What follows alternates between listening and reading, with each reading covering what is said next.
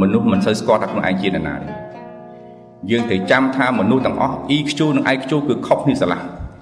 បាទដែលមនុស្សមិនងាយនឹងមើលឃើញថាខ្លួនឯងជានរណាទេដែលបញ្ហាផងនេះបងឯងត្រូវចាំថា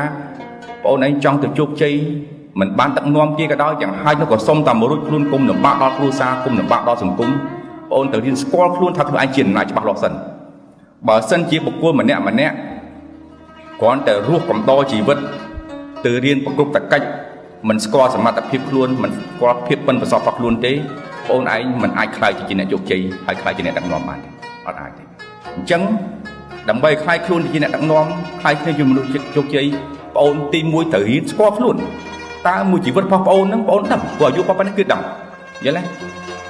ម្ដាយឪពុកនឹងក៏ដោយត្រូវមើលភាពប៉ិនប្រសប់របស់កូនថាកូនបកកែផ្នែកអីត្រូវរកឲ្យឃើញផ្នែកហ្នឹងបើសិនជារៀនល្ងឹតឆឹងអត់ដឹងតើទៅប្រឡោះណៃសំបីតែ